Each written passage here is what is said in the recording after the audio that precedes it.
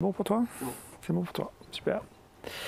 Eh ben, bonsoir, merci du coup de m'accueillir ce soir pour ce petit talk. Donc moi je vais vous parler d'un logiciel avec qui je suis tombé en amour, c'est Obsidian. Donc c'est un logiciel de gestion de ses connaissances personnelles. Donc moi je suis développeur chez Orange Innovation. Je travaille sur le produit qui s'appelle Orange Money, c'est un service bancaire pour l'Afrique. J'aime bien les outils, je parle de différents outils. J'ai déjà venu ici, pour ceux qui se souviennent, parler de Task Warrior. Mais j'ai aussi fait des prêts sur d'autres outils pour gérer la connaissance, comme par exemple Anki, que vous voyez là, qui est un outil pour brute forcer votre cerveau. Voilà. Donc ce soir, on va parler donc du coup d'Obsidian, on va parler un peu de deuxième cerveau, de PKM, c'est quoi. Et on va voir comment un développeur peut l'utiliser dans ses projets, en plus de sa vie perso. Et puis on va parler de plugins, parce que c'est rigolo les plugins sur Obsidian. Donc Obsidian, c'est quoi? C'est une application de prise de notes et de gestion de connaissances. Alors ça fait un peu sérieux comme ça, mais en fait, donc ça ressemble à ça, en tout cas chez moi ça ressemble à ça, avec mes goûts personnels. En fait, c'est quoi? C'est juste un très bon éditeur de fichiers Markdown. Donc le Markdown, je pense que ça parle à tout le monde, j'espère. Bon, c'est vrai, je ne vais pas oser faire un rappel sur le Markdown. Et en fait, c'est plus qu'un éditeur de Markdown. En fait, derrière, il y a une base de données qui va parser tous les documents et qui va construire une base de liens. Donc cette base de liens va vous servir à pouvoir créer facilement des nouveaux liens entre les notes, mais aussi savoir quelle note pointe vers votre document. Donc ça permettra de faire une navigation bidirectionnelle. Et puis ça va vous permettre de construire un deuxième cerveau. Donc ça c'est mon deuxième cerveau, enfin une partie parce que ça ne tenait plus à l'écran. Donc deuxième cerveau, c'est quoi? Donc en fait on parle de PKM, donc Personal Knowledge Management, c'est gestion de savoir personnel. L'idée c'est de se poser la question comment on peut survivre à notre flux d'informations qu'on a tous les jours. Alors, je ne sais pas si, comme vous êtes tous curieux, vous aimez les confs, vous avez des flux Facebook, des flux email, vous avez énormément d'informations qui arrivent tous les jours, des découvertes personnelles que vous faites sur des nouveautés techniques, et vous mettez tout ça dans votre petit cerveau. Et votre petit cerveau, il fait très bien son boulot. En tout cas, chez moi, ça fonctionne très bien. Ça, c'est la courbe de l'oubli des Mingos. Au bout de 20 minutes, il a oublié 58% de ce que vous avez appris. Au bout d'une journée, les 2/3. Et au bout de 6 jours, les 3/4. Et je ne vous dis pas, au bout de 6 mois, ce qui reste, il ne reste pas grand-chose, quoi. Donc là, visiblement, on a un problème parce qu'il y a tous ces trucs super qu'on a découverts, toutes ces super confs qu'on a suivis. On fait un reset et c'est normal, on ne peut rien y faire.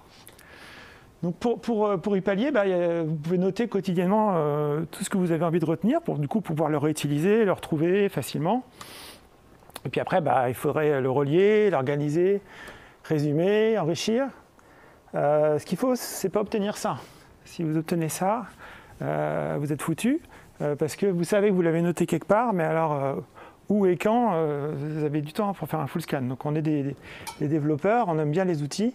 Donc il faut s'appuyer sur un outil comme Obsidian pour faire ça. Je vous cite quelques infos sur le PKM. Donc là j'ai piqué des documents à Sébastien Dubois, donc je le cite. Donc le PKM, c'est donc ce que je disais, récupérer, distiller, organiser pour réutiliser les données.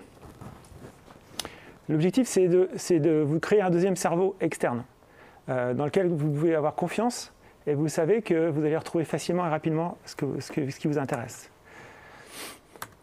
Le fait de construire ce deuxième cerveau externe, ça va faire que vous allez passer d'une attitude passive à une attitude active. Vous allez résumer ce que vous avez compris, vous allez le relier à vos connaissances actuelles, et du coup vous l'aurez compris et vous pourrez le réutiliser plus facilement. Parce qu'en fait, le problème qu'on a actuellement, c'est qu'on utilise tout un paquet d'outils.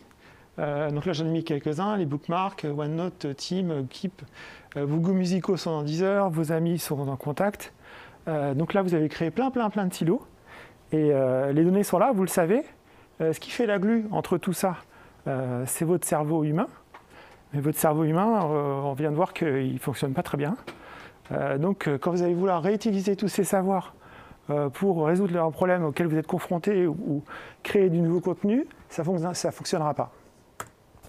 Donc, il faut tout mettre dans un seul endroit et créer un graphe de connaissances personnelles qui va s'améliorer avec le temps. Pour bien faire ça, il y a un concept qui s'appelle les notes atomiques. L'idée, c'est de créer des petites fiches et de les relier entre elles. Donc, c'est ce qu'on appelle la méthode Zettelkasten qu'il a créée. Mais alors, là, ça a l'air compliqué comme ça, mais en fait, il ne faut pas se buter en disant voilà, PKM, c'est les techniques, je ne suis pas au point, il faut que je lise des bouquins. Non, allez-y. Il y a plein de niveaux. Vous pouvez commencer tout simplement en commençant à noter en digital, et après, une fois que vous aurez du contenu, vous allez pouvoir améliorer votre système de PKM, ajouter de la complexité, l'organiser, aller vers des notes atomiques, les connecter, les backlinks, passer sur des techniques un peu plus avancées, des techniques de journal quotidien, et peut-être intégrer d'autres outils comme de l'IA et tout ça. Mais avant tout, il faut que ce soit personnel. C'est quelque chose que vous devez construire pour vous servir à votre vous futur. Donc commencez simple et complexifiez après. Je vous cite quelques techniques que vous pourrez creuser si ça vous intéresse. Donc là, il y a Code, donc, une méthode de capturer, organiser, améliorer et réutiliser. Zettelkasten, donc ça c'est un bel exemple de fiche papier. Ça fonctionne, mais c'est quand même beaucoup moins pratique. Et puis des techniques comme la technique du journaling, le fait d'écrire tous les jours ce que vous avez fait, ce que vous avez noté. Et le fait de faire ça, ça va vous permettre de vider votre cerveau, dégager votre mémoire de travail, et ça va réduire votre stress. Donc, et vous allez pouvoir retrouver vos choses plus tard. Et en plus, vous allez pouvoir revenir dessus régulièrement pour se rendre compte si vous faites toujours les mêmes bêtises, pouvoir être critique sur vous-même. Un petit bouquin, si ça vous intéresse d'aller plus loin. Mais on va revenir un peu à Obsidian. Alors, pourquoi Obsidian? Alors moi, je trouve que c'est celui que j'adore, mais je vous conseille d'aller voir ce blog là, Everlab.com, parce que d'abord il y a une très bonne introduction au PKM, et puis aussi il décrit 3 profils de personnes, les jardiniers, les bibliothécaires, les architectes, et ils vous conseilleront d'autres logiciels qu'Obsidian sur votre profil psychologique pour faire de la PKM. Mais on va revenir sur Obsidian. Donc Obsidian, c'est une petite société canadienne qui a été fondée en 2020 pendant le Covid, qui tourne sur la plupart des OS, donc là iOS, Android, Windows, Mac, Linux, qui tourne très bien. C'est basé sur de l'Electron. Et ce qui est intéressant, c'est que ça repose, il n'y a pas de version web, parce qu'en fait ça repose, l'idée c'est que les données sont chez vous et vous appartiennent. Donc c'est dans votre système de fichiers que tout est stocké. Tout est stocké en clair, en Markdown. Donc si un jour Obsidian disparaît ou si un jour vous décidez qu'il y a beaucoup mieux sur le marché, normalement vous pourrez changer d'outil de manière complètement transparente. J'aime bien le manifeste d'Obsidian. Les outils doivent être gratuits. Ça doit reposer sur des formats simples et ouverts pour éviter de vous enfermer dans des outils. Les données vous appartiennent. Et ça doit être extrêmement customisable pour s'adapter aux désirs de chacun. C'est ce qu'ils font avec leur système de plugins. Et voilà, la société doit être indépendante pour ne pas pouvoir être rachetée. Comme ils disent, l'objectif quand vous avez créé du contenu dans Obsidian, c'est que vos petits-enfants puissent vous relire. C'est donc un outil extensible. À la base, il y a 27 plugins officiels et 1900 plugins de communauté. C'est assez étonnant qu'il y ait autant de plugins sur cet outil, puisqu'en fait l'outil, donc, comme je vous le disais, il est non open source, propriétaire et payant. Et autour de ça, c'est créé une énorme communauté de logiciels, de plugins, très avancés pour certains, gratuits et open source. Moi, j'ai moi-même développé un plugin pour Obsidian. Et en fait, c'est pas simple de se faire accepter. En fait, il y a toute une batterie d'outils de qualité de code qu'on doit passer. Et ensuite, on passe par des revues, par des humains de la société Obsidian qui ne vous rateront pas. Donc vous allez mettre, même sur un plugin simple que vous avez bien écrit, et vous allez mettre 3 mois à le soumettre. Mais au final, c'est intéressant parce qu'en fait, depuis 2 ans que j'utilise Obsidian, l'outil est très stable, très fluide. Jamais il va vous bloquer ou vous ralentir. Et les plugins ne vont jamais faire planter le système. Donc c'est vraiment un outil agréable au quotidien. Revenons sur la licence. Donc Obsidian est gratuit pour un usage personnel ou pour une société jusqu'à 2 personnes. Et ensuite il est payant.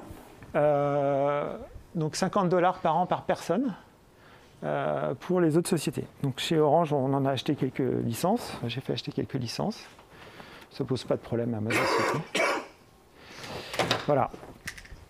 Donc moi j'ai utilisé Obsidian en perso depuis Noël 2022. Du coup j'ai regardé, j'ai fait 2600 fiches, ce qui fait à peu près 3-4 fiches par jour.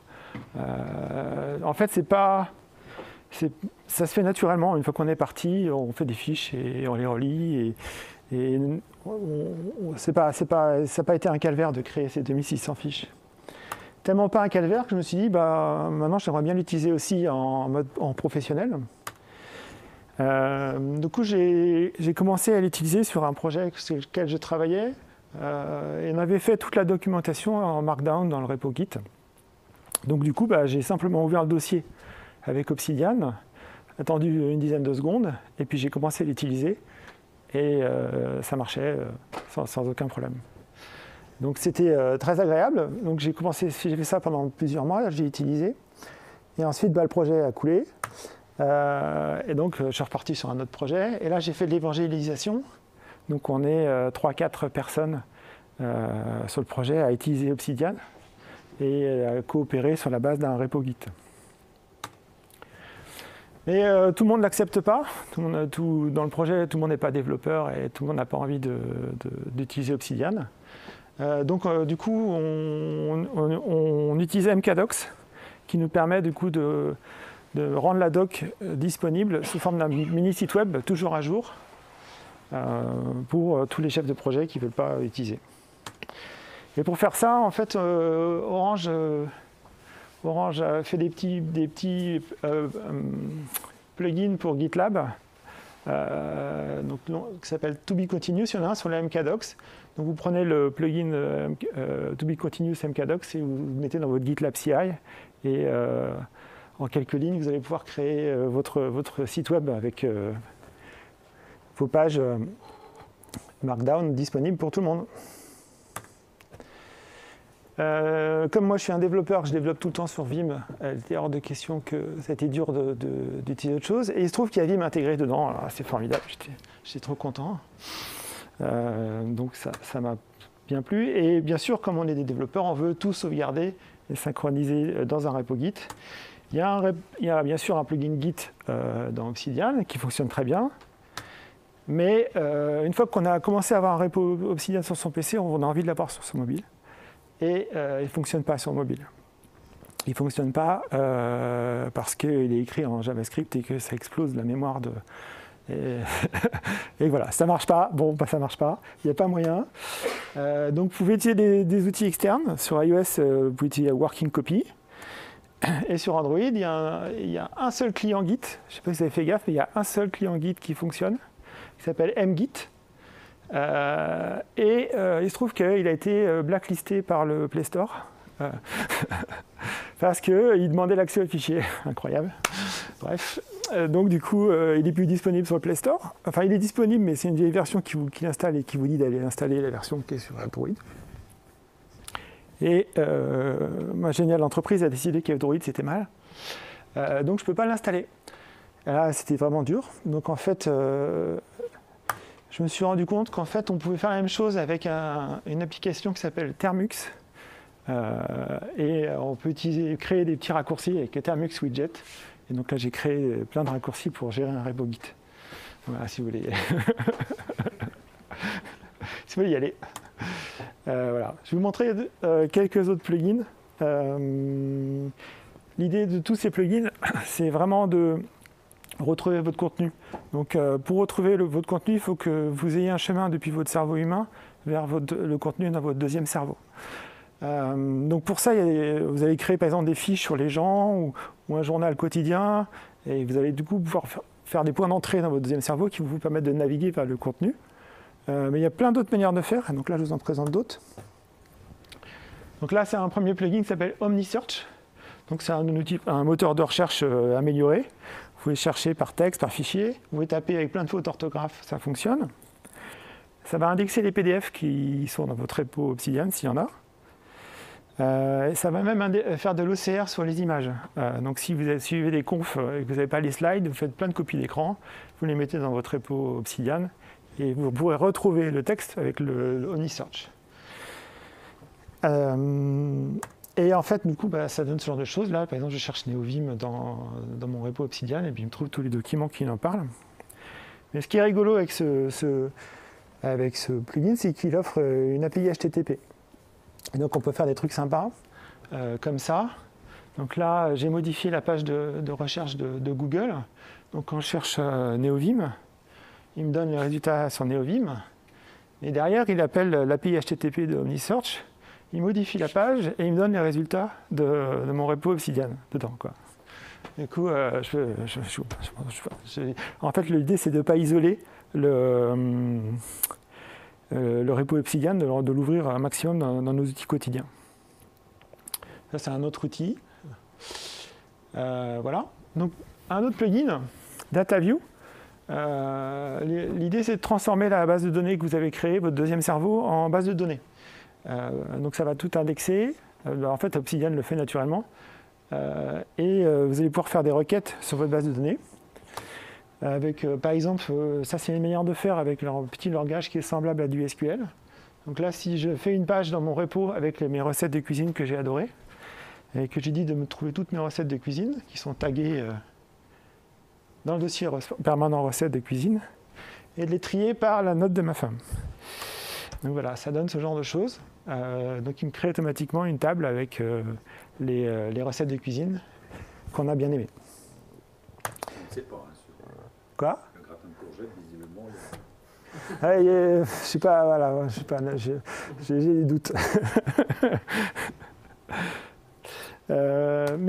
Donc ça c'était le niveau 1, mais on peut aller plus loin. En fait, on peut mettre des petits bouts de code JavaScript. Il y a une série d'objets qu'on peut utiliser, donc on peut s'amuser à créer des visualisations plus avancées. Donc là, par exemple, c'est toutes les sessions de Wingfoil que j'ai fait en 2023. Donc, vous voyez que je navigue pas mal l'été, mais beaucoup moins l'hiver. Donc on peut faire des choses comme ça, c'est sympa. Et puis on peut aller encore plus loin, on peut mettre un petit bout de script dans toutes les pages du jour. Et puis là, ensuite, on peut faire des choses comme ça. Donc là, je prends une photo sur mon téléphone mobile, je la partage, je l'upload automatiquement sur un serveur FTP. Et du coup, avec mon petit bout de script DataView, je la fais apparaître dans ma page du jour. Du coup, dans toutes mes notes du jour, j'ai les photos que j'avais prises ce jour-là. Ce qui est sympa quand on a envie de naviguer dans le passé. Voilà. Promis, c'est bientôt fini. Smart Connect, parce qu'on est quand même à l'ère de l'IA, donc on a envie de pouvoir discuter avec son deuxième cerveau, comme on parle avec une IA. Donc Smart Connect, donc c'est effectivement intégrer une IA dans Obsidian. Donc là, ça c'est le plugin Smart Connect ici. Donc là, je lui pose une question. Alors c'est écrit petit. D'après mes notes, donne-moi la liste des sessions du Meetup Software Crafter auxquelles j'ai assisté. Et donc là, si vous posez cette question à une IA comme ChatGPT, il y a zéro chance qu'il vous trouve, la réponse à cette question. Mais là, il va la trouver. Donc comment il va faire pour la trouver ? Il est hors de question que j'envoie toutes mes notes sur une IA pour qu'elle les digère. Ça, c'est complètement impossible. En tout cas, moi, je ne peux pas le faire. Donc, ce plugin-là, il va utiliser le principe des embeddings. Donc, en fait, pour chaque document, il va calculer de quoi il parle. Et quand on pose une question comme ça, il va comprendre la question et trouver les documents qui parlent du sujet de la question. Ensuite, il va envoyer les documents en question avec la question à un moteur d'IA et il va construire la réponse. Le moteur d'IA, c'est celui que vous voulez, hein. Ça peut être un géant du web, mais ça peut être aussi un LM Studio en local sur votre poste. Ça fonctionnera aussi. Un peu moins vite, mais ça fonctionnera.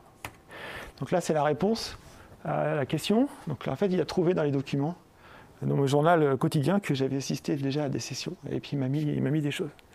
Alors, les plus attentifs d'entre vous verront que c'est faux. Il y a des erreurs. Mais il y a l'idée quand même. Voilà. En fait, l'IA, c'est vraiment bluffant à utiliser comme ça. Mais finalement, quand votre deuxième cerveau est bien organisé, ça va plus vite. Vous trouvez naturellement le contenu que vous cherchez beaucoup plus rapidement, que vous n'avez pas besoin de passer par une IA. Mais dans le cas ultime où vous ne trouvez pas, vous passez par l'IA et généralement, ça marche. Un dernier plugin, MapView. Il se trouve que je suis un contributeur d'OpenStreetMap depuis quelques années. J'aime beaucoup ça. Et moi, j'aime beaucoup ça. J'aime tellement ça que en fait, les cartes, c'est ma manière de comprendre le monde. Donc moi, ce que je voulais, c'était que je puisse mettre des positions géographiques dans mes notes. Donc là, c'est des notes qui sont dans mon deuxième cerveau. Et comme chaque note est associée à une position géographique, avec ce plugin-là, en fait, on peut afficher les notes sur une carte. On peut ensuite, du coup, préparer mes vacances dans le lac d'Iseo en Italie. Et donc, j'ai mis les lieux que je voulais voir sous forme de notes atomiques, avec une position. Et du coup, ils apparaissent tous sur une carte. Du coup, quand je veux prévoir la balade de la journée, c'est très simple. J'ai tout dans ma poche, sous la main. Et je peux même cliquer sur un point et dire à Google Maps ou à OpenStreetMap ou SMAnd de guide-moi, et c'est parti, on y va. C'est très intégré. Alors ça peut paraître un peu fou comme ça, parce qu'en fait ça oblige à faire ce genre de choses, qui est quand même pas très pratique. Mais en fait c'est très facile, puisque c'est intégré dans Obsidian. Quand vous allez commencer à saisir un lieu, Université de Rennes 2, en fait, automatiquement, il va vous proposer, avec l'API OpenStreetMap, les lieux qui matchent avec le nom. Si vous en choisissez un, il rajoute les coordonnées géographiques et vous avez mis une position. C'est vraiment rapide et instantané, ça ne casse pas votre flux d'écriture et au final, vous avez une carte avec tous les lieux que vous avez été. Ça fait du coup une deuxième manière de retrouver. Alors, oui, c'était en Italie, c'était près du lac d'Iseo, puis vous voyez le lieu. Ah oui, j'ai retrouvé le château dont on parlait assez facilement. Voilà, c'est à peu près tout. Il y a aussi des plugins pour faire des publications sur des blogs, si vous avez envie, en 2 clics. C'est marrant, tous ces plugins-là, parce qu'en fait, ils viennent en concurrence avec le service qu'offre la société Obsidian, mais ça ne leur pose pas de problème, en fait. Essayez. Commencez à saisir des choses dedans. Vous ne vous embêtez pas sur les techniques, les méthodes, les PKM. Et au fur et à mesure que votre repo va grossir, vous sentirez le besoin d'organiser. Et puis vous serez vraiment content parce qu'en fait, vous allez pouvoir vous rendre compte que vous pouvez voir plein de confs et pas avoir peur d'oublier, vous le retrouvez. Vous avez l'impression de reprendre le contrôle de vos données, de plus tout donner au GAFA. Si vous avez la liste des films que vous n'avez plus, vous pouvez demander à l'IA des choses sur le prochain film que vous pourriez voir. Ça n'a pas besoin de mettre tout votre savoir chez Netflix ou chez YouTube. Et puis écrire de la doc, c'est le plaisir. Moi, j'adore. Donc, je m'éclate tous les jours avec Obsidian. Si vous avez des questions, c'est maintenant. Ou vous pouvez me contacter à ces 2 adresses-là. Je vous répondrai et je vous enverrai les slides avec plaisir. Il y a une question là ? Tout d'abord, merci pour ta présentation. C'est vrai que ça donne envie. As-tu une idée du temps que ça te prend chaque jour de rédiger les notes? Je mets la question un peu en parallèle au fait qu'écrire des tests sur de code, des fois on le fait pas parce que ça prend du temps et qu'on s'en mord les doigts après. Du coup, j'imagine qu'il y a sans doute un compromis ou un bénéfice après d'avoir noté, mais sans doute qu'il faut accepter de passer un certain temps par jour à écrire ça. Voilà, je voulais savoir ce que tu pouvais dire de ça. L'Obsidian, c'est le premier logiciel que j'ouvre le matin sur mon poste. Et il est ouvert toute la journée. il me sert de support à tous les réunions qu'on peut avoir la journée. Donc en fait, toute la journée, je m'en sers. Enfin, j'ai Vim et Obsidian ouvert, quoi. Globalement, c'est ça. Donc, quand je travaille la journée, naturellement, j'écris dedans, en fait. Donc, je ne sais pas comment on peut compter ce temps-là, mais pour moi, c'est pas un effort, ce temps-là. Et puis le soir, souvent, j'en fais aussi chez moi, parce que j'ai besoin de mettre au propre des idées, des réflexions, préparer mes vacances, travailler sur un projet personnel. Et je me sers d'Obsidian. Je mets tout dedans. Dès que j'ai un projet que je veux faire, n'importe quoi, une porte de douche à installer, je fais une fiche. Et puis quand je commence à aller voir des sites web, je mets mes résultats dans la note. Et je sais que je vais être très occupé pendant 3 mois, mais dans 3 mois, quand je vais revenir, je vais reprendre là où j'étais. Ce ne sera pas une souffrance de dire « Oh là là, mais qu'est-ce que j'avais noté? J'avais trouvé une superbe porte de douche, mais je ne sais plus où elle est. » Donc en fait, je ne peux pas répondre à ta question parce que oui, j'y passe du temps, mais c'est agréable. Donc c'est pas une corvée. Alors que les tests, ça peut être une corvée apparemment. Une autre question ici.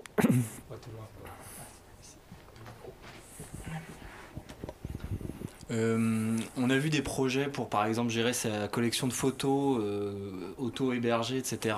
Mais la reconnaissance des visages, ça marche moins bien que sur Google Photos. Est-ce qu'on va pas arriver au même genre de limite avec cet outil par rapport à une IA qui saura donner des vraies réponses, mais qui nécessitera une infra professionnelle? L'outil Obsidian est impressionnant dans le sens où il y a toujours des nouveaux plugins qui font des choses qu'on n'aurait jamais cru possibles. Mais je pense qu'effectivement, on n'ira pas aussi loin que les produits pro. Après, c'est pas très très grave. Moi, je n'utilise pas la reconnaissance des visages.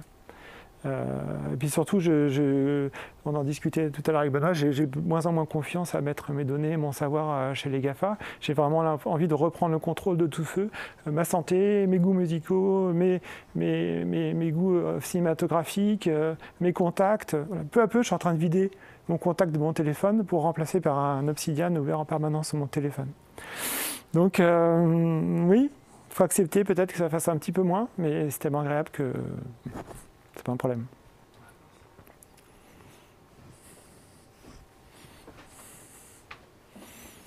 Ouais, une remarque, une question. Enfin, moi, j'utilise mon IA. Moi, c'est grep-r, quoi. Et donc, c'est comme ça que je recherche ça marche. récursivement dans mes notes, quoi. C'est assez rapide. Je voulais savoir si tu avais déjà eu l'occasion de changer ta hiérarchie de notes, en fait, et si ça t'avait posé problème. Ouais, alors, le problème si on change la hiérarchie de notes, c'est le risque de briser les liens. Et c'est une des forces d'Obsidian. Comme il a tous les liens dans les deux directions, on peut déplacer un fichier et automatiquement tous les fichiers qui pointent vers lui vont être mis à jour. Donc on peut... Alors il y a des cas où ça ne marche pas, quand on a 2 fichiers qui se lient l'un l'autre. S'il déplace le premier, et des fois ça ne marche pas. Mais dans 99% du temps, ça fonctionne. Donc en fait, réorganiser son repo, si vous êtes basé sur quelque chose de très hiérarchique, c'est pas à base de dossiers, c'est pas un problème. Par contre, en fait, on se rend compte que la recherche et le système de lien que Obsidian va vous aider à créer est tellement efficace qu'au bout d'un moment, on finit par tout mettre à plat. Alors, au bout d'un moment, quand on commence à avoir quelques centaines de milliers de fichiers dans un dossier, on se dit il y a peut-être un problème. Néanmoins, ça fonctionne. Donc maintenant, je me force quand même à mettre dans des dossiers. Mais finalement, on pourrait tout mettre à plat, ce ne serait pas vraiment un problème. Les liens, ça se représente comment dans Obsidian? C'est des tags ou c'est dans juste... Obsidian, alors il y a deux formats possibles. Il y a ce qui s'appelle les Wikilinks. Donc ça, c'est pas du Markdown standard. Ça consiste à faire un crochet, le titre d'un document, voire une section du document. Crochet. Ça, personnellement, je l'ai désactivé. J'ai dit, parce que ça implique de s'appuyer sur Obsidian. S'il n'y en a plus Obsidian, tous nos liens sont pétés. Donc je lui ai dit dans les configs que je voulais des liens standards. Donc le format des liens, c'est le nom du lien, parenthèse, et puis le chemin vers le fichier, parenthèse. Donc là, c'est complètement standard. L'avantage, c'est que quand après vous prenez ça et vous mettez dans MKDocs ou sur GitHub ou GitLab, ça fonctionne sans aucune conversion.